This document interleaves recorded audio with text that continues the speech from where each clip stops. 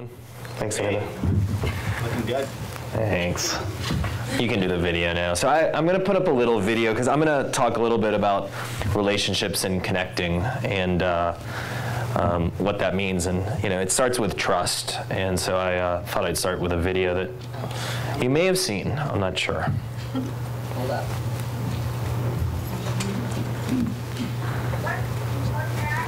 You need some volume? Okay, then Lauren's gonna catch you. Okay, it's called the trust fall. Okay, trust fall. Ready, set, go.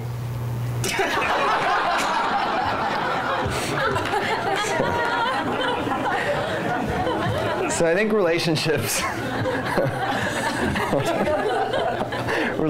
start with a lot of trust, and it takes, I think, first to really trust yourself, and then trust your friends and your contacts, and you put a lot of faith in that, and everything sort of comes from there. I just kind of wanted to start with this slide because I kind of save things that I see on people's feeds, on social media, on the internet. I do screenshots all the time because it's more for me to think about, and then I realize it's sort of applicable to others. I really like this "be strong." I whispered to my Wi-Fi signal. It cracks me up how often how dependent we are. There's a comedian that does this whole skit on how crazy it is when you're up in the air 30,000 feet and you can't get Wi-Fi, and how reliant we are now on Wi-Fi in the sky, and it's just crazy because it beams all the way down to Earth, back up to the sky. I don't even know how it works. But I think it's okay to sort of be reliant on Wi-Fi, so long as at some point you take what's online and go offline, and we'll come back to that. And then this other one of my favorite authors, The Alchemist, quote, "I love you because the entire universe conspired to help me find you." And I think that's really true about a lot of relationships, not just your lover or your partner or your husband or wife or girlfriend or boyfriend, but even the friends that come into your life. And I think we control that, actually. I love what I do. And I, as a marketer, a brand person, a brand fanatic, I call myself, a strategist, business development. And I saw this recently, and I copied this picture. Does anyone see what's wrong with this? Is there a way to zoom in a little bit? No. There's not. Does anyone see what it says above the two ladies that are hanging out? Expert promotion. Yeah, it says expert promotions. So I thought this was hilarious because they're really not doing a great job selling me. What's it like to be an entrepreneur? I think a lot of you know, and I saw this the other day as well, and it really cracked me up because a lot of us hang out in the same circles, and some of us have the same buddies, and it's crazy how often I hear my friend X just introduce themselves, pitch, and then they're off to the next time. And it's made me realize that there's something fundamentally wrong with the way we sort of try to develop and grow businesses, and it really should come from sort of mutual benefit and connecting rather than pitching. Pitching is the last thing I ever want to do, and I think it's why I think I'm good at what I do. One of my mentors in the branding world will ask audiences, if you could do anything, and money was not one of the factors, what would you do? And I always think about that because if I'm not doing it, I'm doing something wrong. And so that's my challenge to you all, is how rich are you if you're not thinking about money? So I've taken sort of a very interesting path, which people tell me I'm crazy for, and my parents don't understand what I do, and every day it's something new. And I've always been told what it is that I should be doing. I went to Johns Hopkins because I thought I'd become a doctor, and quickly I switched out of that. And I went to Lehman Brothers, and my brother actually went to Bear Stearns. My mom says she sent 2 kids to the States, and we brought down 2 investment banks. But I wound up realizing that what I love to do is be around people, and I like to serve my friends, and that word friends has turned into network, and work and play have sort of become the same thing. And so rather than focus on one thing or one company, which is I think what most people do, and there's nothing wrong with that. I realized that I can do what I love to do for more than one company and really be a part of multiple things. And 3 or 4 years ago, I started a consulting firm doing brand and business development strategy. And through consulting, I started getting cooler and cooler projects and bigger opportunities and more social impact. And so I'm really lucky because today, I think you all heard from one of my colleagues yesterday, Gray Franson, and I'm part of a really amazing company called Innovation Economy, and WishClouds, which is a really big e-commerce mobile advertising platform, and Primark, where we're creating an equity market in residential real estate. And I'm ADD, by the way, and I've always known it. I've never really technically been diagnosed. My mom's a doctor, and she said that American doctors diagnose everyone with ADD, and that's just natural. So I own my ADD. And then there's like half a dozen other things. So in talking about connecting, I think one thing is really connecting with sort of your tribe and connecting with yourself. And there are many tribes that you can connect with, or you could connect with one tribe and really sort of delve deep. And I find that some of the stuff that you're seeing at the bottom is some of the stuff that I just, over the last year, I think I went to 12 countries, in addition to sort of feeling at home in LA, San Francisco, New York, and DC. And somehow it works. And you meet amazing people when you sort of just let yourself go into the world. And the other thing I'll say about that is it's really not serendipity, it's planned serendipity.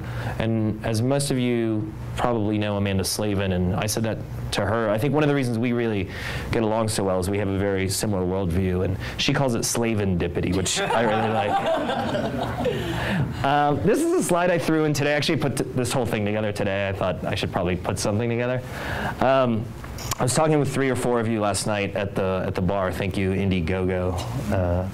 And we were talking about long distance relationships, and there was a young guy that just said, I'm in this distance relationship, and I moved here from New York, and I started giving some advice, which I don't always like doing, but I think he needed some advice. And I've been in long distance relationships, and only long distance relationships, 2.5 year long relationships, and I say to people that if I lived with my partner, with my boyfriend, it would be a long distance relationship because most of the time I'm on a plane. But there is something interesting between long distance relationships and how you sort of apply that to business. And there are things that I've just learned. So this isn't advice, I'm just sharing some experiences. This SLDR and TLDR for any of you that are, anyone in a long distance relationship? Anyone? Okay, so SLDR is started as a long-distance relationship, and TLDR is turned into a long-distance relationship. And there's really a different dynamic in those two situations. So I think one of the things that really helped me sort of maintain a pretty good long-distance relationship was sort of setting expectations and constantly resetting expectations, but deciding how often we'll see each other. Is it every 3 weeks? Is it every month? Is it every 6 weeks? And that brought the anxiety level really significantly down. And I find that that's also true in business. Knowing how often you're going to be revisiting a plan, or it just takes the tension, because you decide that, you move on, because we all have different working styles. And then the other big thing for us was always, and when you'll see each other next, because you could say it's every month, but we always tried to plan one trip in advance, and so sort of setting that next meeting or setting that next, when are we going to touch base about this again, really sort of gets people to realize sort of where they need to be and by when. Checking in regularly. One of my really good friends and her husband, they've been together for 12 years, and they every Sunday night they get a bottle of wine and they talk about their relationship, and then they move on to talk about other things. But even when the relationship is great, they talk about it, because inevitably there's a couple things that happen that they didn't really address even when the relationship is great. And I think that's also really true in business, is sort of providing feedback and constant feedback. And actually there are a couple tools for companies to constantly get feedback to their teams and employees. This cracked me up. It was in a book about SLDRs and TLDRs, which I gave to a boyfriend because he did not know how to do a good long-distance relationship. But it said, if you're not a good communicator, become a good communicator. There's no choice not to communicate well. And I think, again, the same is true in business. Communication is key. And then I think the last is just sort of surprise and exceed expectations. I think that's true in relationships and also in business. So instead of, again, going through a ton of advice, I just wanted to share a few sort of stories, photos, et cetera, from my life. That was me right before going on Summit at Sea, before I shaved my head. And then Summit Series is kind of a community of like-minded individuals. They come from all over the place, entrepreneurs, investors, philanthropists, people at the CEO level in their corporations, nonprofits.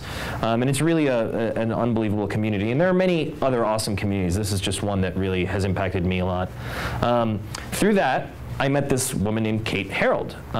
Kate used to run gold and platinum records at the RIAA. I didn't actually meet her at Summit Series. That's what's interesting. I met her, a year or so after. That was the first time we met. I found this photo randomly yesterday. And then it's funny, this was a situation where Summit Series could be viewed as work. I don't necessarily view it that way. But my work turned into play and life, and that was me actually at my very first gay wedding. And I was actually in the wedding, and it happened about a month ago. So this is a really interesting way of how sort of connecting on business turns personal, or vice versa. My last name is Itum, and I oftentimes post my itinerary on Facebook, and it's just a really easy way of sort of connecting with people wherever I go. And it's really sort of a blessing in disguise, because sort of people reach out to you out of the blue. I like taking, again, online, offline. It's sort of a recurring theme, and Facebook's really an amazing tool for that. If anyone flies Delta, I don't know if you've seen the new video, but it's really funny. I love the new video. That's all I fly. And again, here's a couple other examples. I posted a link that Amanda wrote the other day, and then someone else was like, oh crap, that means you're here in LA. It was someone I met a month ago, and then she wound up just coming over and having a cocktail that same night. Another example of just a typical day in sort of my life, which is atypical, was I started in DC, and I wound up in Pacific Beach or Ocean Beach just having a bottle of wine on Valentine's Day. My sister's actually literally within 24 hours, I think they saw me in a hot tub in Vegas, and I posted a picture this morning, and one of them texted me and she said, you want to switch lives for the week? And the other one says, God, I want your life, Kaka. So that's what some of my friends call me. It's sort of a plea that if you feel that you want someone else's life, it's time to do something to change yours, because I absolutely could tell you 100% that I'm 100% happy where I am. Again, some of you met Gray. This is another case of offline-online connecting. A friend of mine from grad school, I hadn't seen him or talked to him in 10 years, reached out to me over LinkedIn and asked me to do a favor for him and introduce him to Edelman because his company was going public. Before long, and by the way, what cracked me up, thank you, my friend, and thanks for permitting an email out of the blue. I understand if you just blow it off, but I'd appreciate any help you offer. Basically, he said, I'd understand if you just said F you. And of course, I went right to work for Gray, and I didn't consider it work because he's just such a stand-up guy for anyone that got to meet him, and sent 5 or 6 emails introducing him over LinkedIn. And then there's another friend just saying thank you who benefited from this because I guess one of her new objectives at Edelman was to actually bring in new business. Another example, a friend that I met at Sundance Film Festival about a year ago is running raising capital for the largest small business fund, a $750 million fund, and they're going to borrow $2 against every dollar that they raise in equity. Another friend just recently, again in my Facebook feed yesterday, or actually I think that was just an email marketing, I received an email from another co-founder friend of mine who's starting a health and wellness brand in Austin, and someone I connected her to was their guest speaker for the month. And again, another friend I met at Sundance, Lindsay, I'm on her advisory board. So this work play for me is kind of the same, and it really makes life really simple. Believe it or not, I use LinkedIn to get a new advisor who today, he's the former CEO of Redbox. I did not know him out of the blue, and I took offline, online. He came out to Sundance Film Festival. As of today, he's on our board of advisors for Wish Clouds. And then I was on the beach in Mexico, and I met this amazing woman not even 2 weeks ago, and we're already doing business together. So again, I don't go into it for work. I sometimes don't know what I'm going into it for. A high school buddy of mine just invested money in another one of our companies. And I think this is about nurturing your network too. Connecting is bringing people together, and I'm putting together a trip to go to Jordan and Israel in the fall. And so it's actively sort of letting you be invited to things and also offering things to your friends and bringing them together. This is literally, I typed in the words e-intro, and I typed in, I think, please connect. And this is what came up in my Gmail, and it was, I think, I don't know if I see it, but 141 to 160 of many. So it didn't even have a number as to the number of times that I sent, please meet, just go have coffee. There's no real reason, you just are great people, and amazing things happen. This is my work, literally. I connected with the woman that co-produced the Beijing Olympics. This is the CEO of Innovation Economy with several of my friends who are philanthropists in DC, a fraternity brother of mine who's at a venture capital firm in New York, and then literally, I spend way too much money at Earth Bar in LA, and I'm like, I want a piece of the money that I'm spending, and so now we're franchising this and growing the business. This is actually, I'm going to hurry through the last couple slides. I saw Amanda's, sorry to talk so much about Amanda, but her feed a while ago, and it had this thing about someone that powered, like, made Chelsea wireless. And so I literally did a screenshot. I sent her an email. I said, please introduce me. And then I'm kind of a stalker. 7:44 a.m., 7:45 a.m., I clicked on his page, and I did a screenshot. And she didn't actually get to this in time. She was really busy. But 3 weeks later, this was January 9th, 3 weeks later, I had spent a week with Alex. He just happened to be in the house that I was in. And then a week after that, February 6th, I'm there with the CEO of Innovation Economy talking about a partnership with Google. So I think the world works in really mysterious ways. I just want to remind you that if you're not having fun, it doesn't count. That sits on my laptop. If I'm really annoyed about something, I realize that I'm doing something wrong. And that's me with Amanda, I guess 3 weeks ago here. 2 fortune cookies that I got. I don't eat much Chinese food, but in the last couple of weeks, one said you're wise to keep your eyes wide open all the time this week, or all times this week. That kind of scared me. Meaning it's not always, it's not always perfect, right? But I think that's just part of life, and being able to let go a little bit's kind of nice. And then the day that I walked into Earth Bar to talk to the CEO of that about expanding it, that was mine. An important business venture may develop soon for you. So I think another thing that I saw in a feed recently was, if not now, then when? And so for anyone that's sort of stuck anywhere, and I get stuck too, so all of us do, I think that's the question. It's better to do today what you think you might be able to do tomorrow.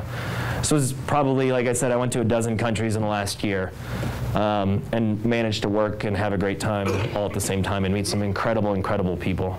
And so the last time I was here, someone actually gave me this card. So in case someone has that card here, I'm just going to shut up now.